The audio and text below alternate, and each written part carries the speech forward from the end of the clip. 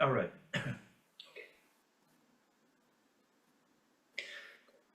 So you're in the red room today. So that's the center line, even in hockey. Yeah. All right, that's right. Not the blue line. To drop the puck, it's the beginning of the game, or the period at least, for those who don't know. And uh,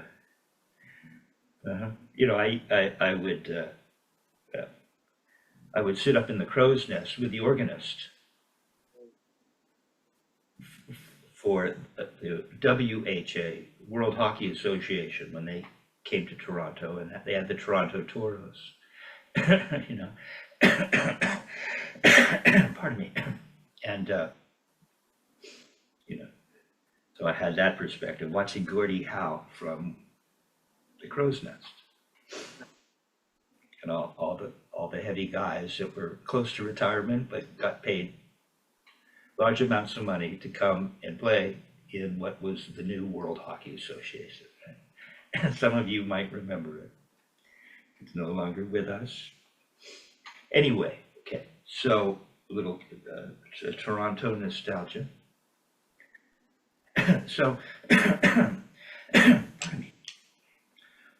Uh, yeah, I'm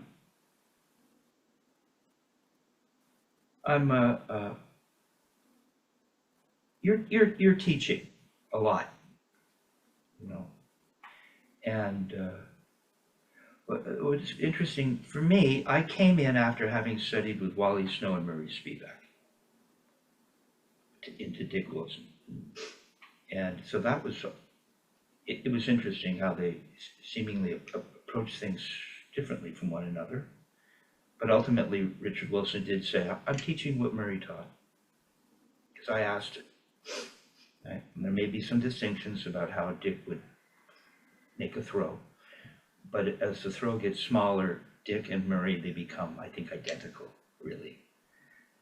Dick had a way of coming up and for volume, because he understood that music had changed because of amplification. So he approached it with that in mind. Murray would complain that Dick Wilson's students would come in with a gooseneck. So already that confuses the student. I don't need to hear this stuff. Can't you guys just all get along? Pardon me. So,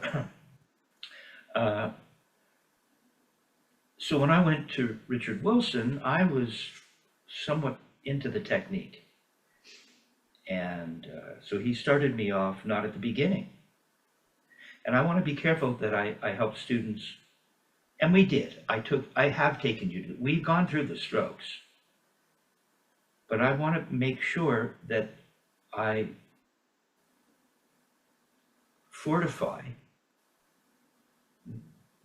or lock in the beginning of this technique, right? Because you're teaching.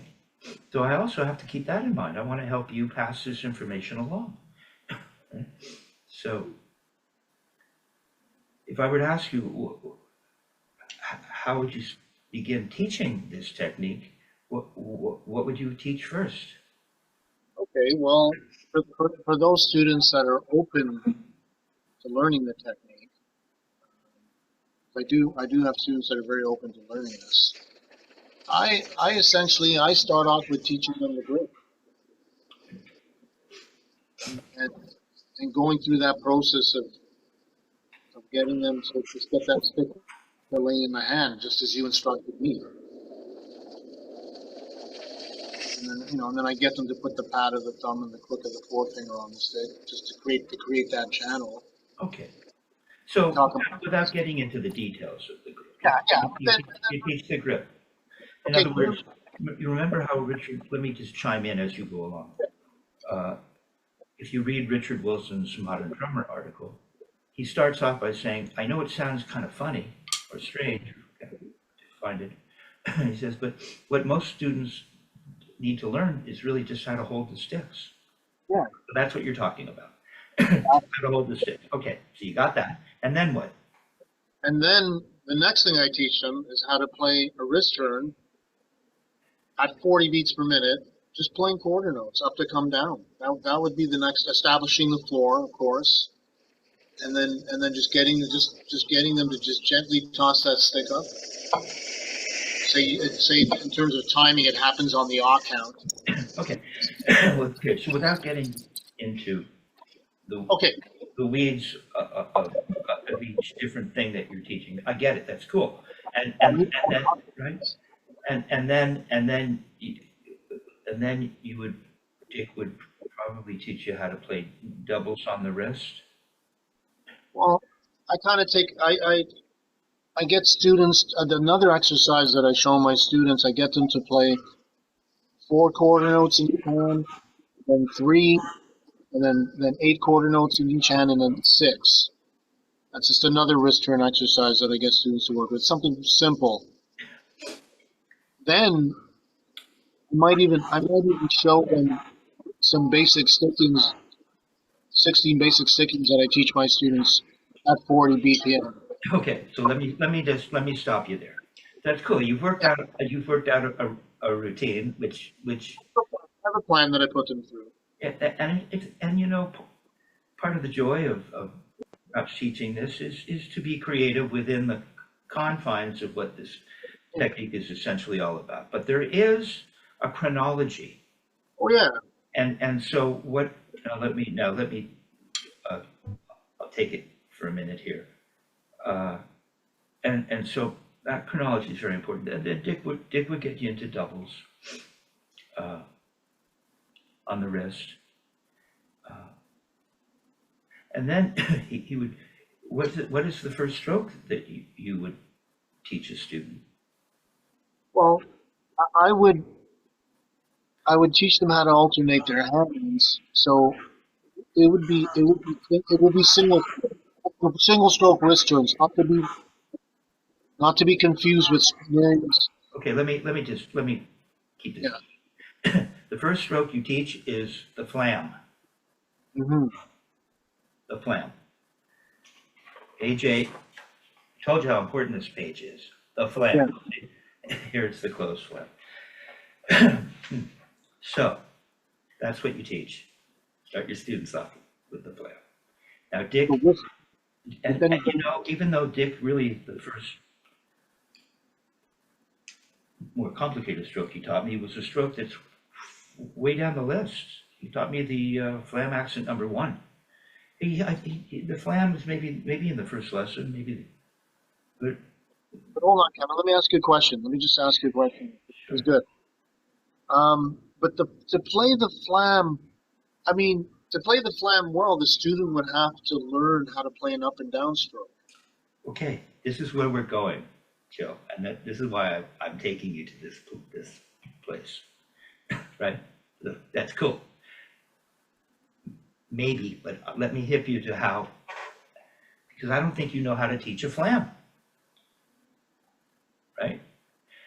And that's on me. So I've taught students how to play flams before, and basically, of course you have, right?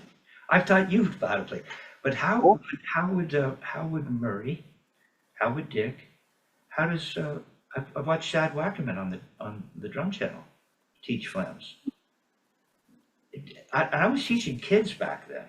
I had like 30 or kids at a music store for a while, Woodlow Music, and so he was helping me and some older students as well. But there were a bunch of kids, right? Which is a whole other challenge, whole other.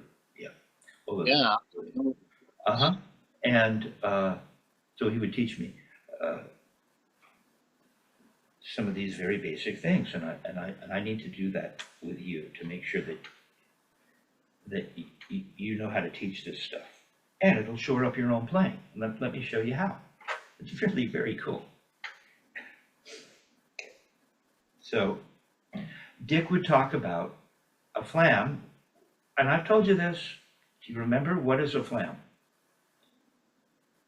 Well, a flam consists of a main note played by one hand and an appoggiatura played by the other. Okay. See, you forgot, and I know I've told you this. A flam is one hand. It's real simple, man. You're teaching a clinic. You're gonna have to know how to, you know. Excuse me. What is a flam? Kid will ask from the back. Or some guy with his arms crossed going, yeah, this guy thinks he's going to teach me. Well, we'll see about that. And the answer is it's one hand high and the other hand low. It's that simple. So you're not thinking in those terms. Now, this chronology of strokes isn't willy-nilly. It's something real and important because it's the building blocks of the technique. Right? So a flam is one hand high. Now, one hand high and the other hand low. It's a flam. Right? Now, a kid, see, well, you need to teach them an upstroke. No, you don't.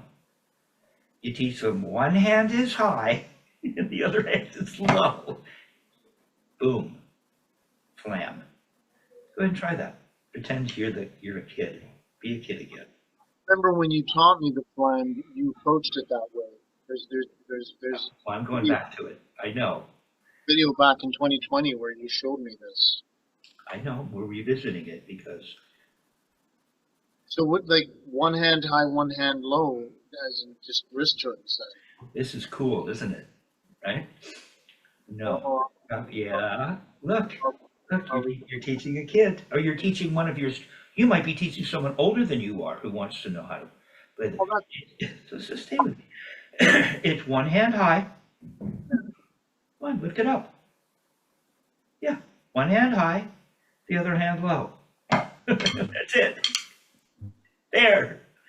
Play the flam. Do it again. Play a really good flam. Do you have the page 8 flam, Feint and Flam page available? Pull that up, please. While we're in Canada, I need to be particularly polite. I'm aware of that.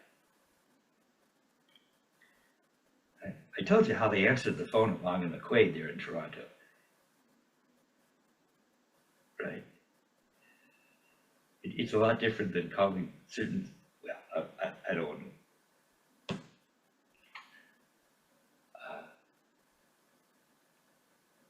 I only want to have positive things to say. There's no need. Okay, so you got your sexy binder of all things Spivack library related, right? And so, okay, now you're looking at it, which is a good thing to do. Always have your students look at the stroke, the written stroke. It will inform them as to how to play it. Okay, you'll see that if you look down lower, Murray has dynamic indications written underneath. Then he has a way of saying the stroke out loud, onomatopoeia. So that is that it? So that the sound of the stroke sounds like what you're saying. Like the reason we call it the paradiddle sounds like paradiddle. It sounds like the vocalization of the stroke. Paradiddle, right? Pada fla fla. All right, so that's why it's really good to be looking at the library when you work on this stuff. And then, as you might remember, I've had you added indications as to where an upstroke is in the library. Have you take a pencil? We've done that. I've done that all through the library, through much of the library, to help me remember. Oh yeah, the upstroke in a paradiddle is here. This is where the downstroke is. This at a certain speed is a double, so I'll put a little slash under the two rights and the two lefts, because it's a rebound.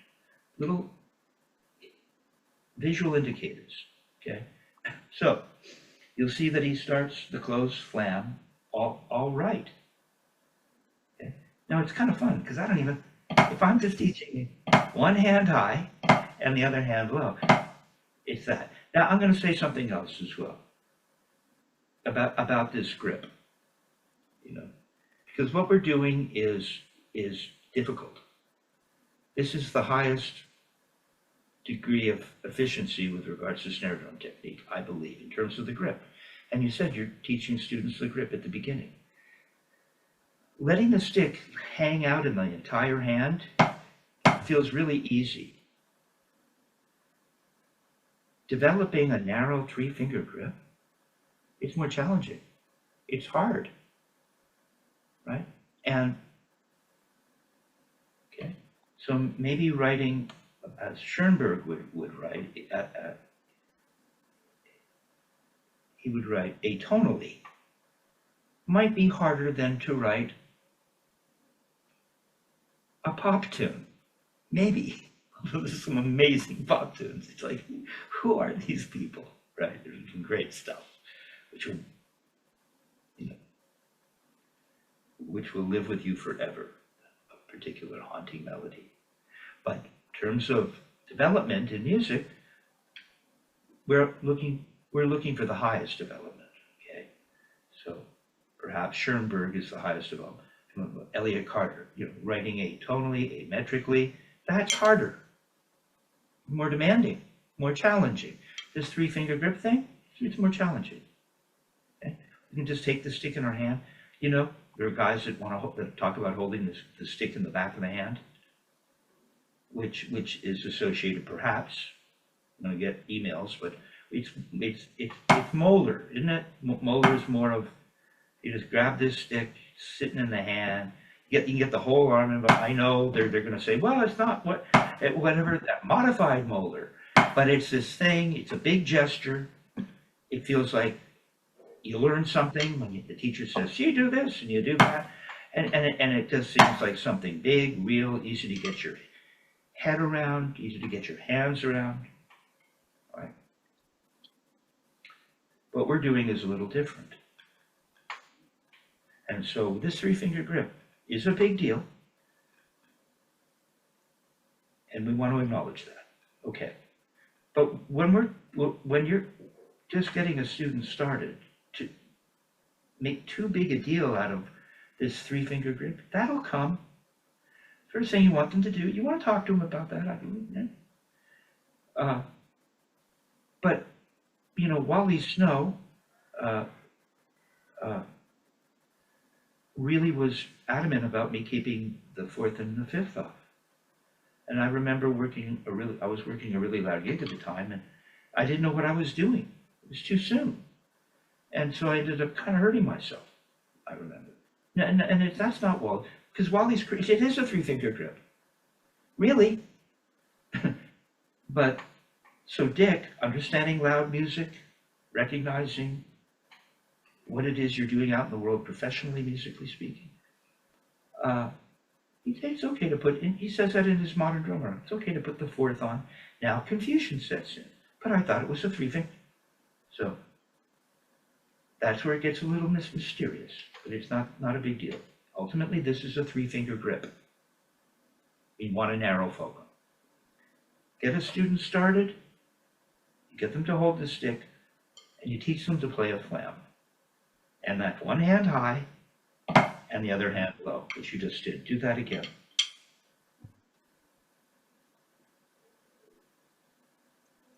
Now, I want one hand high. There you go. Yeah. Isn't that how a kid would, if you said, I want one hand high, you say, lift that stick up. They'd probably do something like that, wouldn't they?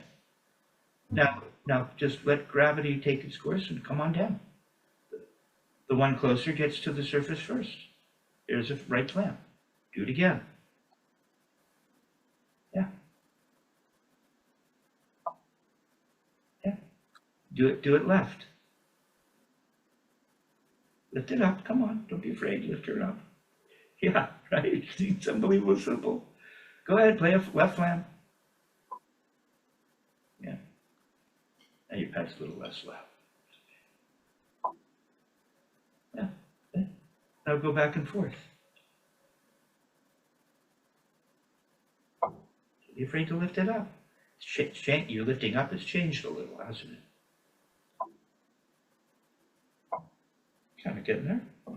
Yeah, so I think it would be kind of something like, again, just like ultimately, although the stick always lays in the hand, we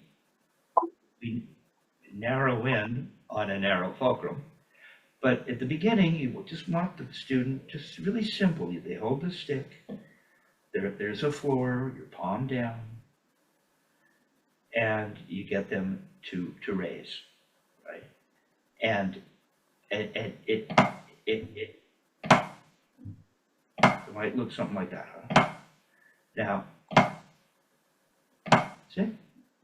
I'm getting a flam. Is it the perfect, is it, well, you need to teach them an upstroke and downstroke. Well, you see, that's going to induce the upstroke and downstroke, isn't it?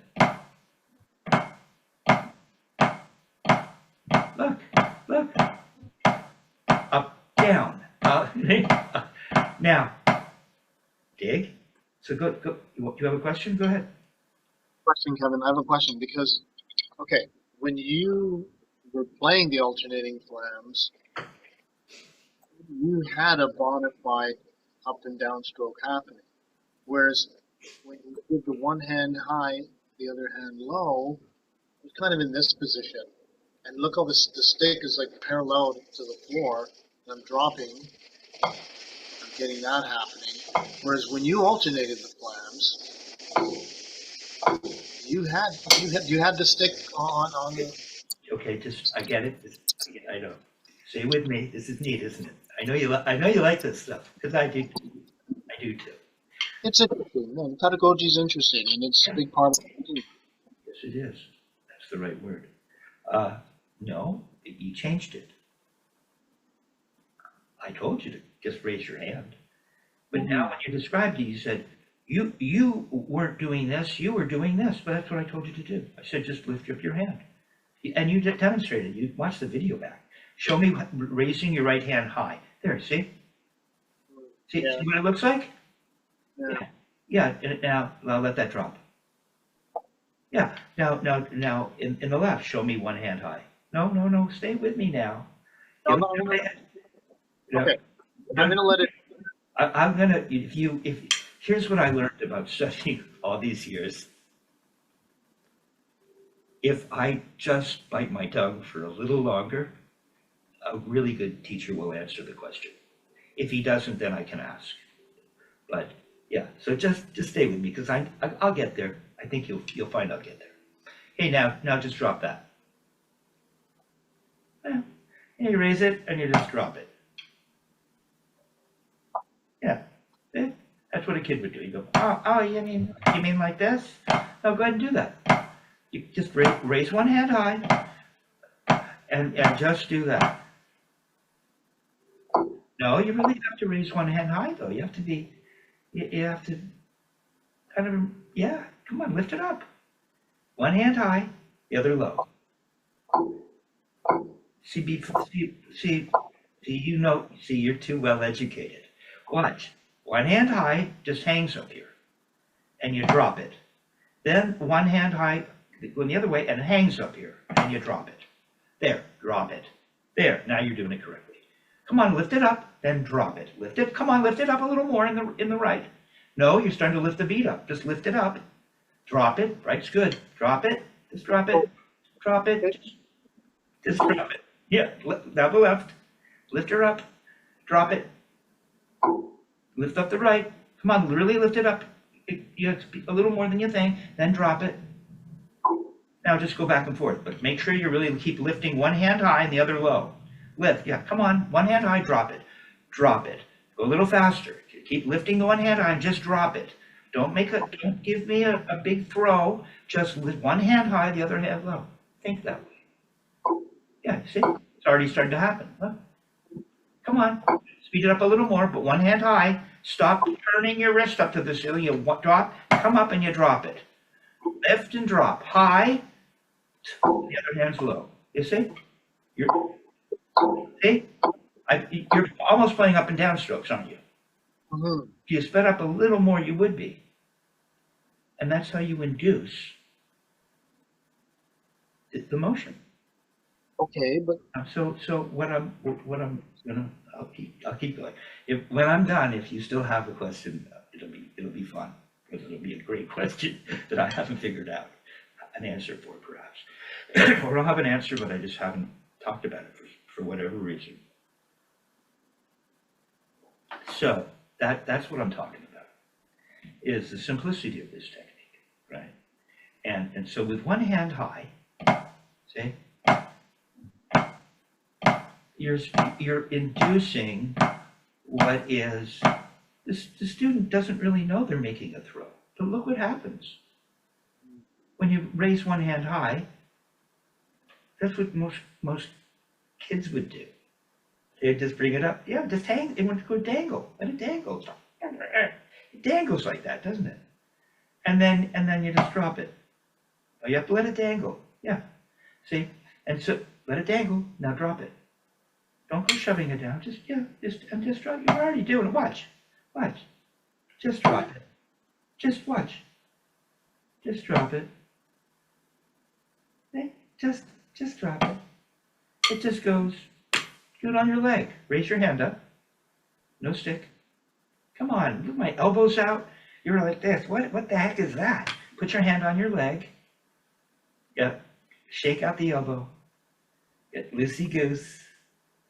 And raise your hand. You see? It's almost like there's the puppet on a string. The puppet. There is no puppet on a string. So it's not really properly. There's not an absolute association between the two. But see, come on, grab your wrist with the other hand, and see, it would just dangle like that, right? The puppet master had a string attached to your wrist right here. Yeah, it would look like that. Now just drop it. There. See, your wrist even went like this. It even went up without you doing it. Just by virtue of leaving everything loose, the wrist does some kind of thing. You don't have to do it. It really will do it by itself, Joe. There. Right. Now, so that's what you induce. You induce the student to feel raising, right? 3-finger grip, I don't care. Really. You know, it's probably not entirely fair because I've studied so long, I know it. But just talking to a student about it and just getting them to relax their grip, not do something funny, no funny plus signs, no holding the stick in the back, just explain it to them as I've described it to you. And what you're getting is you're getting what the student doesn't realize is a throw, kind of. And if all you would really do is you go along and develop this further is, see, so one hand high, the other hand low, hand high, the other hand low, see? I'm waiting for the, there was a slight delay, you see what I'm getting? Now, that's almost like a throw. All you'd want to do is at the top, yeah, you turn your wrist a little, but say at the top, it's not much different. The throw, you're turning your wrist at the top. Okay? You start to turn your wrist. And it doesn't look much different than here's just one hand high, and here it is maybe with a little more development. See? And it starts to turn into,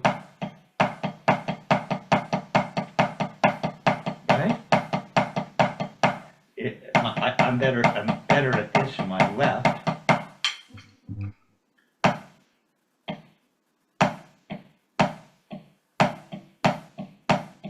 I'm not really improving.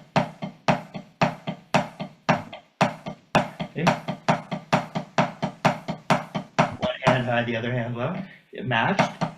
I'm not quite as developed.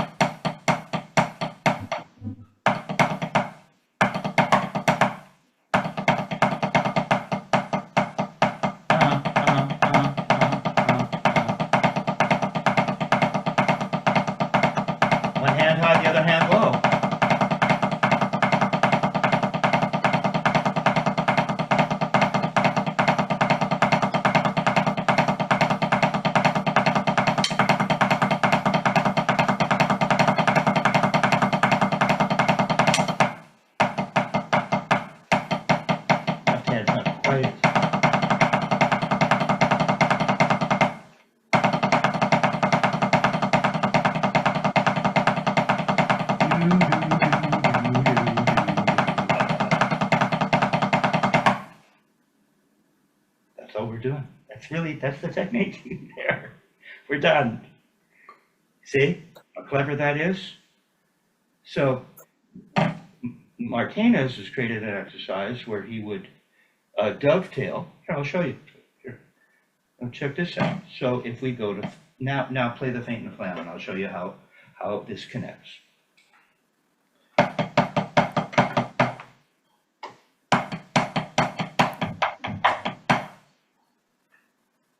Feint and Flam? No matter what. Watch. I'll show you first. Now I see I was set up for. Okay. So the Feint and Flam is, check it out. One hand low, the other high. One hand low. Here we are. The other high. One hand low. So there's a tap at the beginning, right? But one hand high, the other hand low. One hand high, low, high, low, high, see? There it is again. See, let that look slide.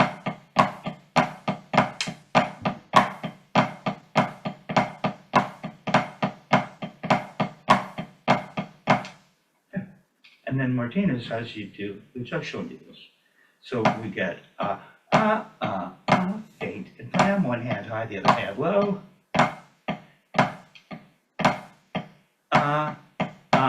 Murray Spivack. Right? Spivack exercise, up and downstroke exercise. One hand high, the other hand low. Look at it. High, the other hand is low. Dig. One hand high, the other hand low. One hand high.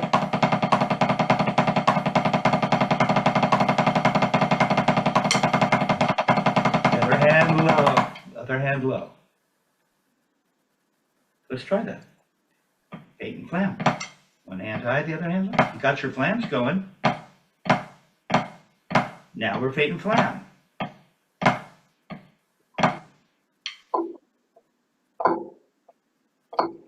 One hand high. So what's important is this informs you with regards to the throw, because one hand is supposed to be high. And so if you start to make throws like this, where the hand isn't high, and you turn up really high, that doesn't feel like this childlike thing that you just experienced. One hand is high, and the other hand is low. So you actually have to, I want you to raise. See? You have to raise. And even if you don't turn, you'll get some kind of childlike one hand high attack. And then maybe once you feel that, you could add a little bit of a wrist turn on the way down. And one hand is high. Come on, you're down in here. One hand high. Thank you. So that's Feint, and you got to get to there. Go ahead and do that.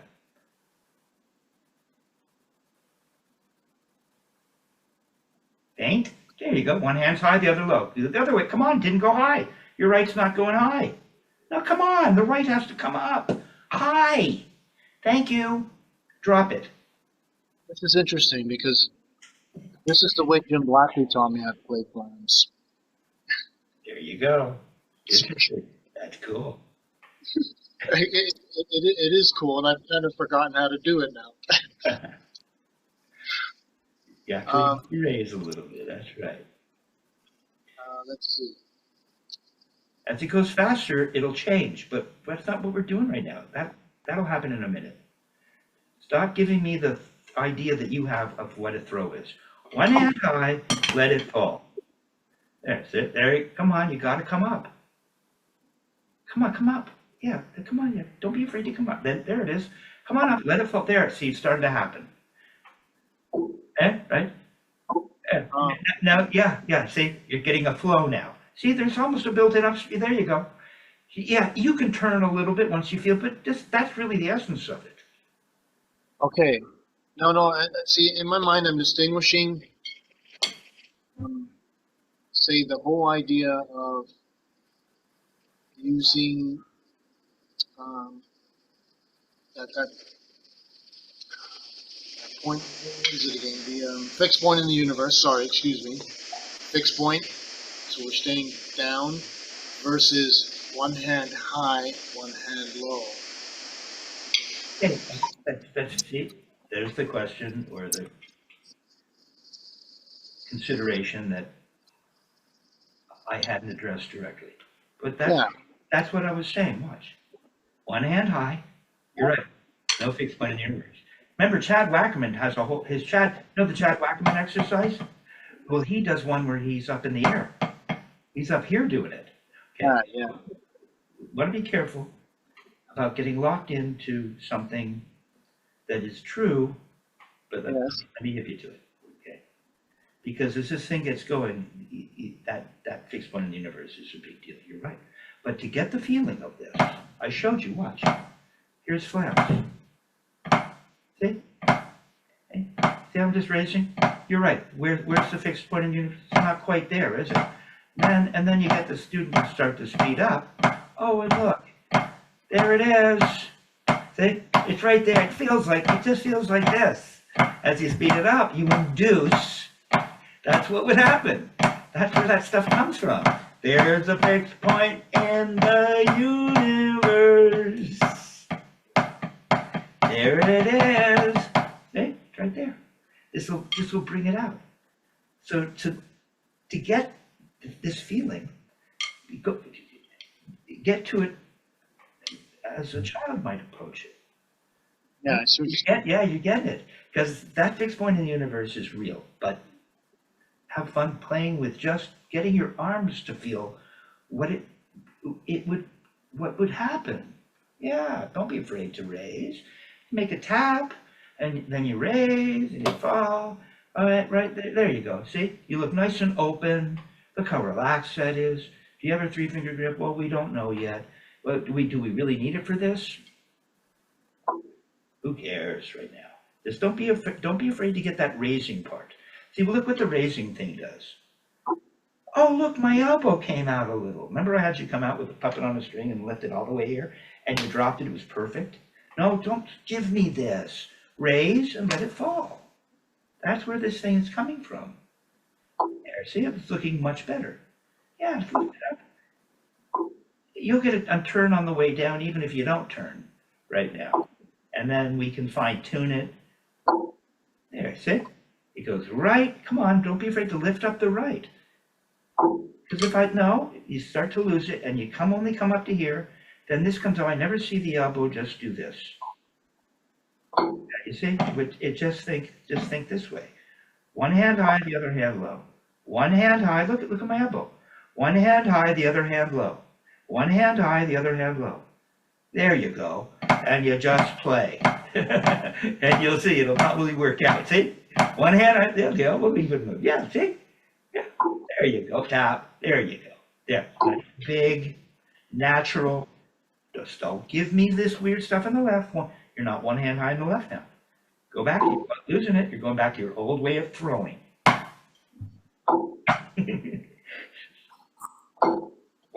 Remind yourself of one hand high. Stop. I know. This is come on. Yeah, come on. Lift it up.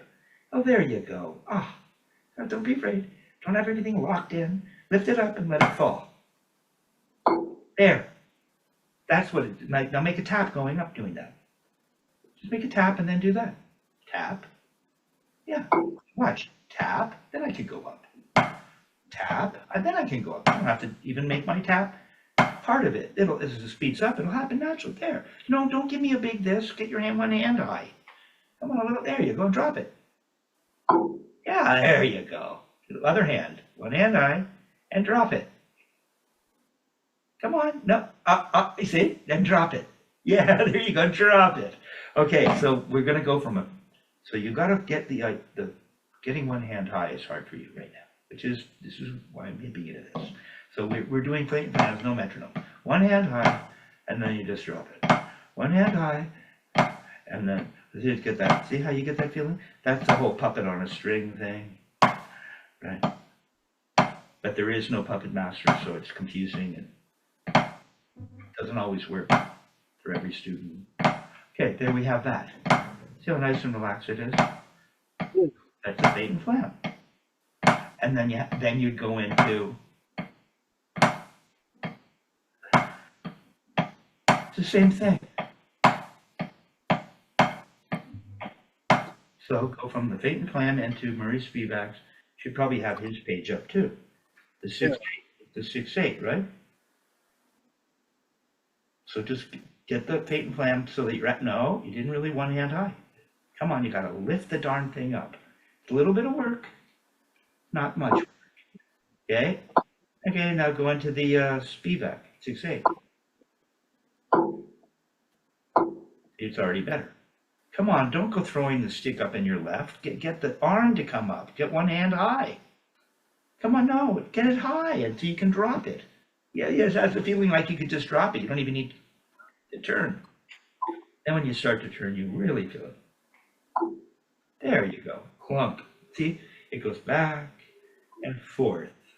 It goes back and forth. It rolls like this. Look, see? See how it rolls? I know you wouldn't want to do this when you're playing, but you can see how there is, there you go. No, don't go throwing the stick way up. You want to just let it fall. With some turn as you, come on, you got to get it up. It's mostly about getting it up higher than you think. Not bringing the bead up like this. Ah, that's right. Getting the arm like that. There, you see? Different than you thought. You don't have to throw the stick over your head right now. You got to get your arms to come up. There you go. There, see how smooth, see how more smooth and rolling that is? Okay, so now you have that. Now, if we look at the Flam, you see why these strokes are connected? Because now we have the Flam and Feint. So we should get a tempo for that, really, before I move on. Let's get a tempo. Blah, da, blah, da. So 52. Da, blah, da, Is that too bad? I'm going to start at 40. But 52 will start to challenge you. So 40 would be da, raise, raise, see, raise, raise, see? See, I told you, you just have to, remember, for a long time, I've been telling you that once you get to here, you don't have to come up again. That's your thing. Come up here, and then you want to make this, and I told you, watch, this is a perfect example of it. You get one hand high, and you drop it. See? One hand high, and then it drops. You don't need to go up again and do this. You just need this flowing thing. So it be Feint and Flam. One hand high, one hand high, one hand high, one hand high. Try it. You can use your metronome if you want.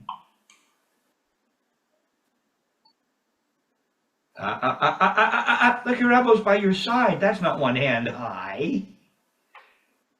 Yeah, there you go. You got it.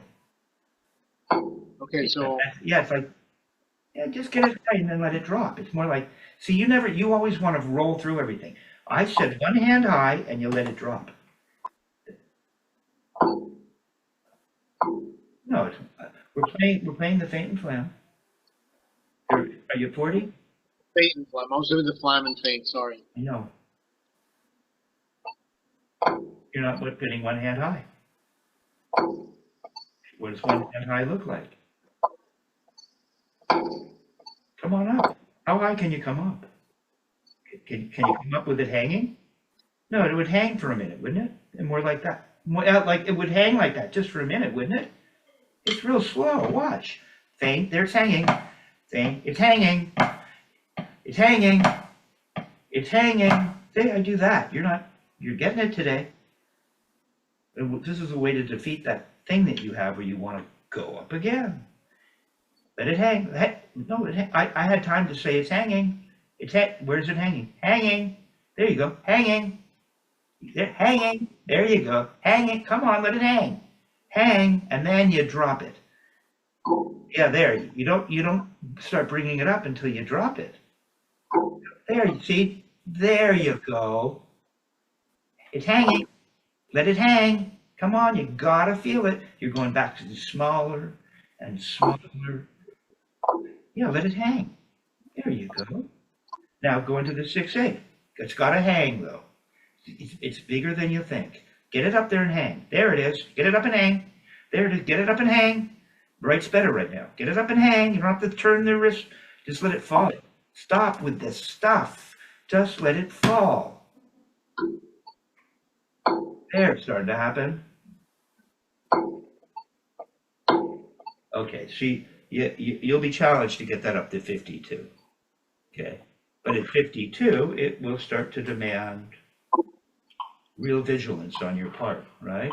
So, see, and probably be a good idea for you to start it. Always start maybe with just with flams. See, hanging, hanging, hanging, hanging. I can just drop it. I don't need to do that. It's just hanging. Okay, so now we're at 52, and we're playing the Feint Flam. Oh, gotta find the floor. It's hanging. It's hanging. It's hanging. It's hanging. It's hanging. It's hanging. See? It's hanging. Murray. 6/8. It's hanging. It's hanging. This is so slow. Let's play at 52 and see if you can get up and hang for a minute.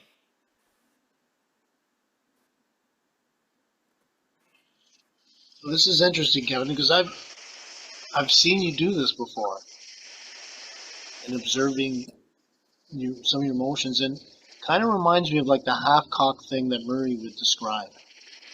Is there a connection with that, or Now, what are you referring to? The half-cocked? What does that mean?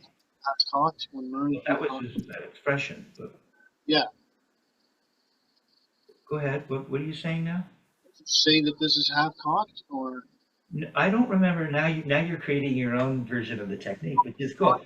Yeah, I don't think he ever cocking the wrist would be, I think, akin to cocking a gun. Yeah. So it's see, now you're ready. You to cock the wrist. See, it doesn't cock as your arm is going up. You have to get to the hanging place, and now you're ready to cock your wrist. And right like that. You see, that's cock. Now you can cock your wrist. That's what he meant. There you go. You got it.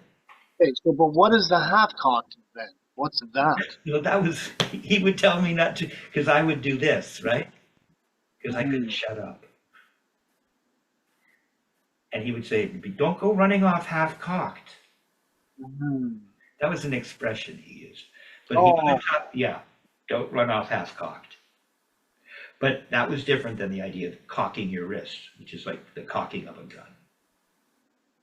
I got it. Okay, so don't conflate the two. Okay. Yeah, but you're getting the idea here. So 52, see if you can get up to being prepared to cock your wrist. And as you learned, you don't even have to, if you just drop it, it'll kind of cock on its own. And then you start to feel that. You go, oh yeah, I can give it some juice and cock it. I can give it, but it feels it's all wrist. The wrist is leading everything. Beautiful Malaysian dancer thing. Go for it. But you got to get the one arm high, the other hand low. See, it's not quite happening. See, come on. No, your elbow would be out, and you'd be looking like this if you had it right. There, starting. It's starting to happen. There, it's starting to happen. Feel the whole thing flow back down together. But you have to get it up to come down. You got to get up to come down. Is that expression? I want to see less. I want to see less of this. You're starting to get it, but I want to see. Stay with me just for a second.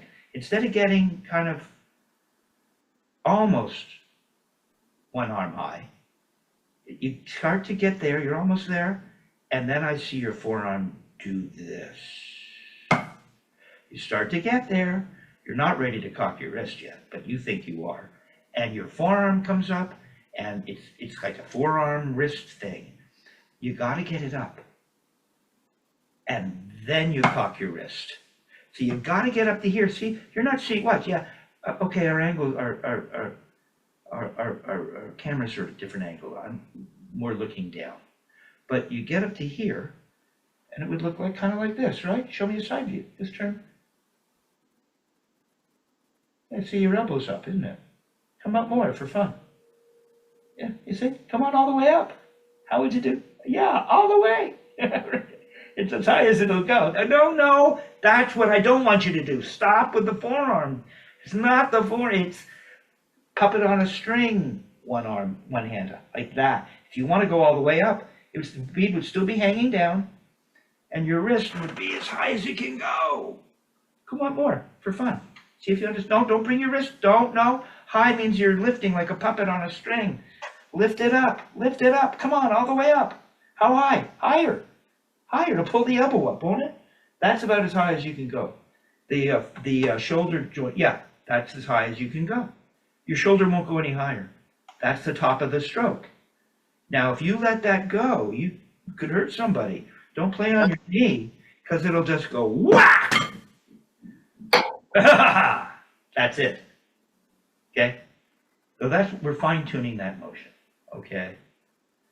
So you're going to have to get to that place, and we're 52. It's not very fast, but we're just Feint and Flam. You've got to get to this place every time, like it's hanging. There might even be time to come up higher. There. See, but it's always hanging. I mean, to get to the other side of it, which is the cocking and coming down. See? Looks like that. This big, beautiful, open, relaxed, natural motion. Okay, this is really good for you today. Okay, you want to try it one more time at 52? And don't give me this now, like you did when I said go really high. So you said, well, I'll do that. No, it's the puppet on a string, one arm high. God, there you go. You're ready. There you go. You got it. No. Okay, so the metronome's hanging you up. You're like more at 40. See, yeah, don't give me this, give me this. Give me the neck. Okay, it's coming along. Yeah, it's coming along. It's coming along. You could probably come all the way up. You could come up higher, couldn't you? Could you? You come up higher like this. No, it has to hang here. No, it has to hang here for a minute.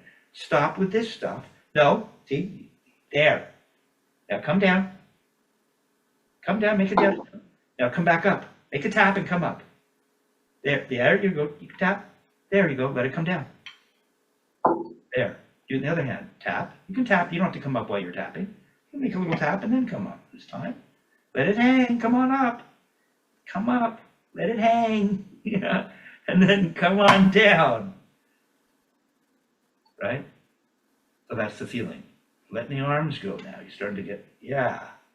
You know, don't give me the molar. It's just puppet on a string, not molar. We're not leading with the elbow, are we? Yeah, come on. Yeah, come on up. Just come up. You need to not be, come on, let it down, let it come down. Boom. See, that's good. Okay, you're going to have to work at 52. Now, see how powerful that is?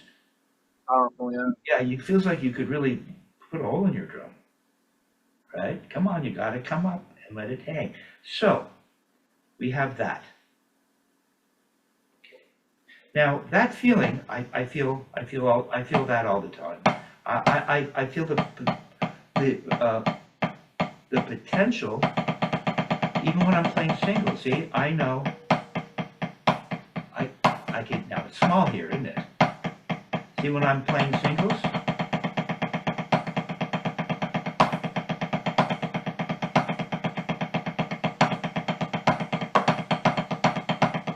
see, I know. I can feel, see, I can grow it.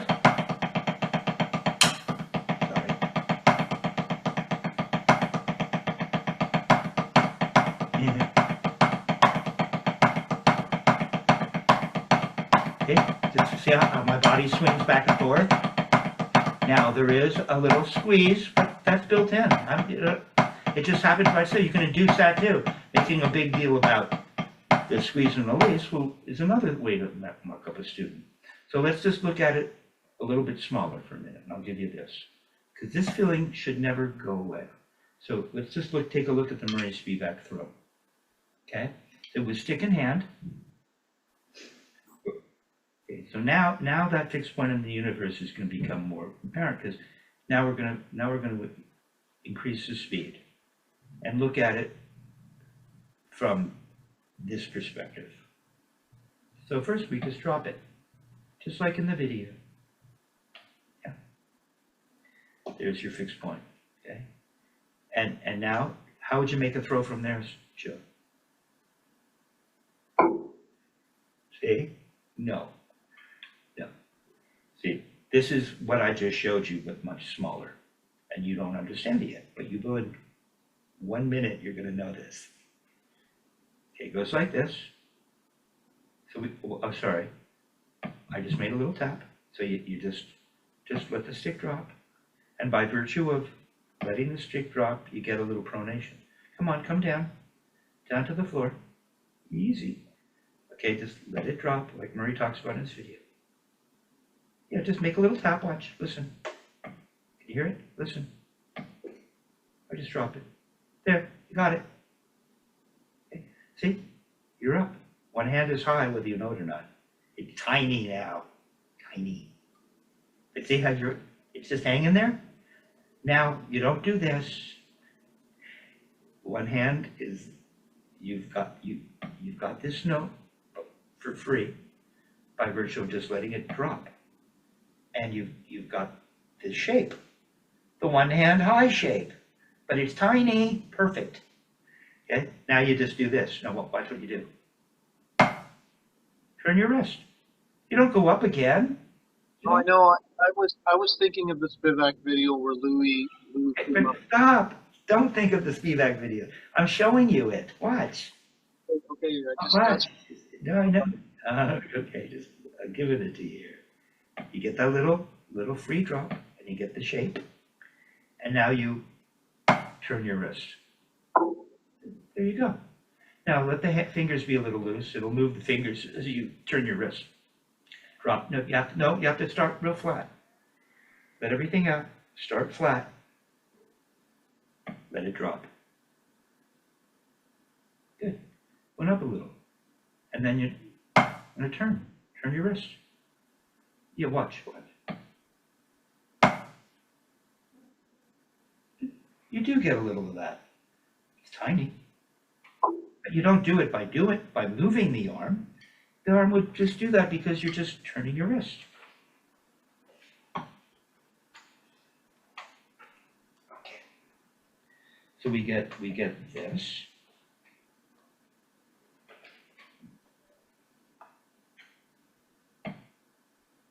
To that.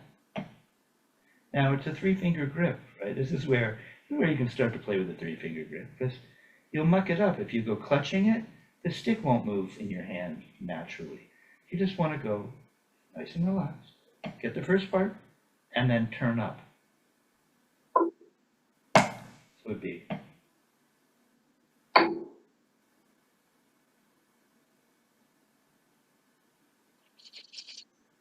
Back fingers really, they got moved, didn't they? The sticks, no, not happening. You're like this. My stick is away from my palm. It moved. Doesn't Murray talk about? Remember, Louis goes up so slow that the stick doesn't come away. Yeah, it would come away. Not by doing it. Your fingers should be relaxed. If it's a 3-finger grip and the back fingers are crunched, it'll move a little. Watch. It jumps away from the palm right there. It moves the skin, and then it floats away from the palm a little. There you go.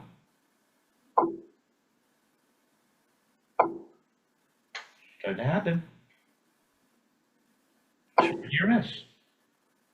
Turn your wrist. 3-finger grip. Focus on this area here. It's going to roll through there, isn't it? It's going to kind of roll through there, huh? A little. Yeah, it kind of roll it, and it's rolling through this. It's rolling through this space I told you about. See this space? See that little space? I've talked to you about that, right? Yeah, I can feel it. The stick always moves through there. See? So you get this, and I can feel that the stick has the potential to move through there. And then certainly when I do this, I can feel it moving through that space. That space should never go away. And you got it. It's really good because you just did, it's so easy, Joe. And come on down, there. See, it's hanging. Okay, you're doing it, now you're doing it remedially, but really it's all one smooth thing. You get this to this, this to this, this to this, this to this, this to this. Yeah. This hanging comes down, up, down, up, down. Now speed it up a little bit. Can you? Up, down, up, down, up, down, up, down, down, up, down, up, down. Just drop it. Stop turning to the ceiling for the first note. That's for free. That's the genius of Murray Spivack. The genius of, there you go. Up, down, up, down. That's the genius. Look what you're getting. Look what you're getting.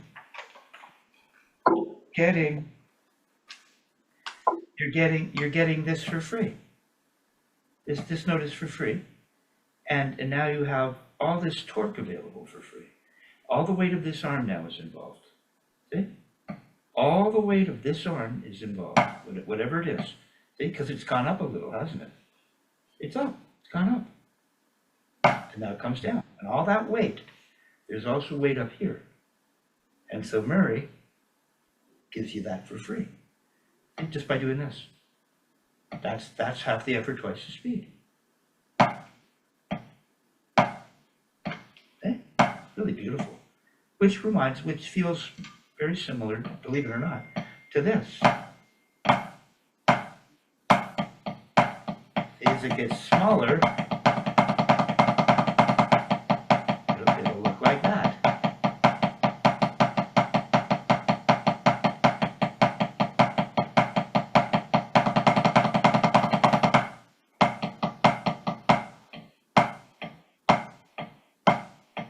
Found myself clamping my fourth on a little bit.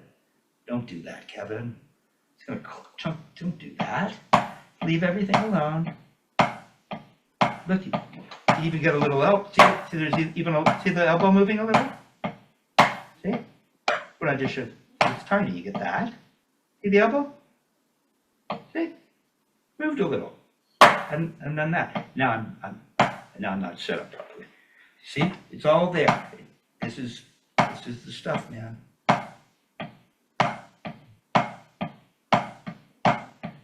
I'm better at this than traditional, but I can get it.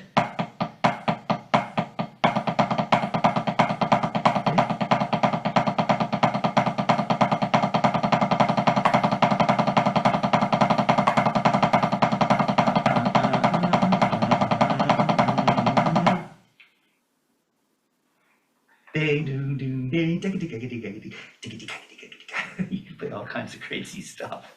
And people go, what's he doing? Right? And you're moving and getting all these notes and staying relaxed because not only is this the first note for free, but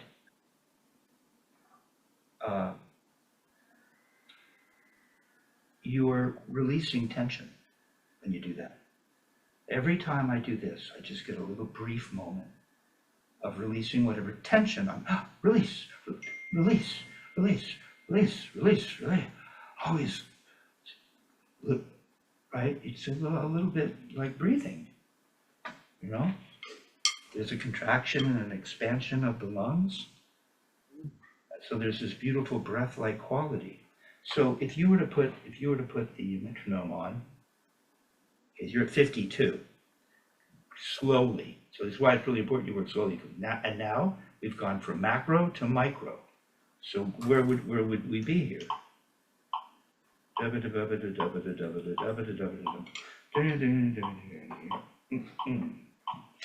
Now, I'm not going to, so if we,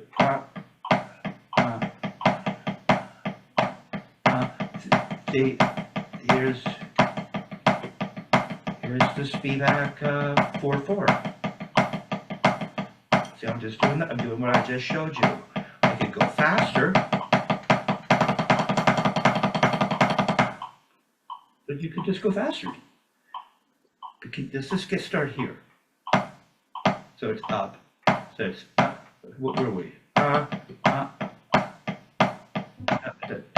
The third 16th notes, the right hand would be playing eighth notes, right? Right? If we started with the third iteration, which starts on the upstroke, we're just doing that.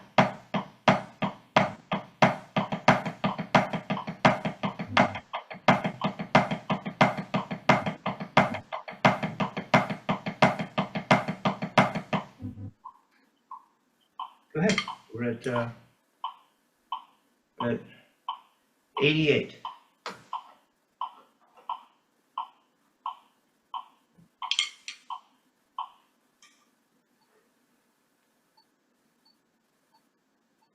You want to just do it with one hand first, if you get that speed? It might be, this is new. Yeah. Up, down, up, down, up, down.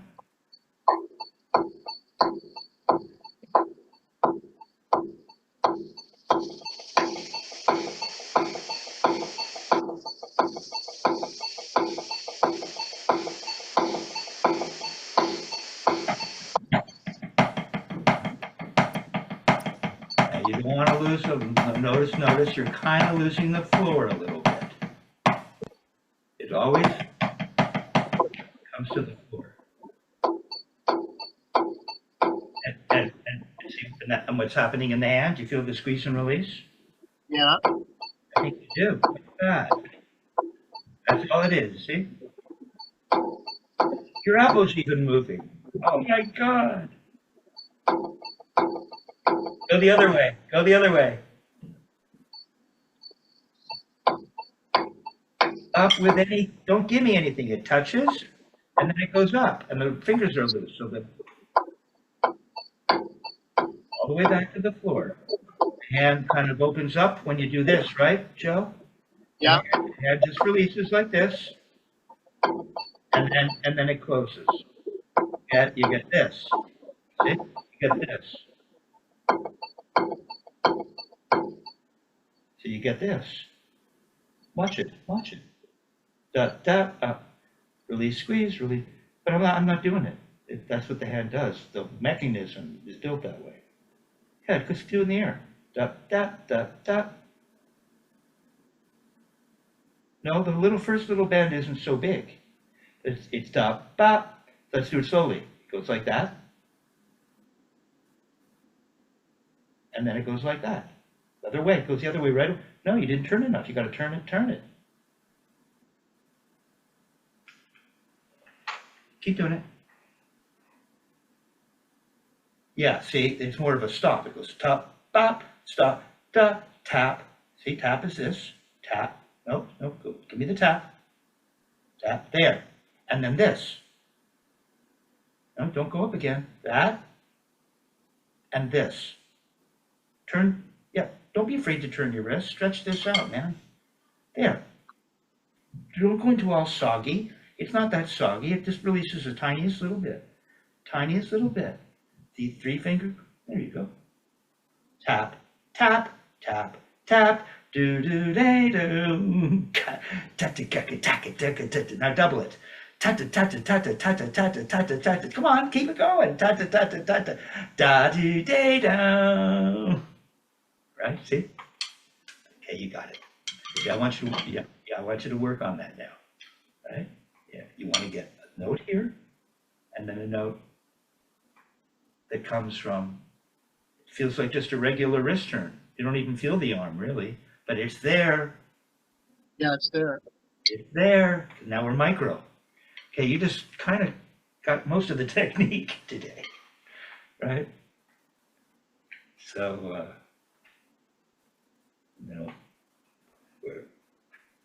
we're breaking the magician's code here. Right. But that's what the internet is, if properly used. Well, the internet, it's so hard to discern because there's so many different opinions out there. The internet has perhaps created a lot of confusion. It has. But Hopefully, in this case, we've resolved some of that confusion. It's just this very simple thing and very childlike.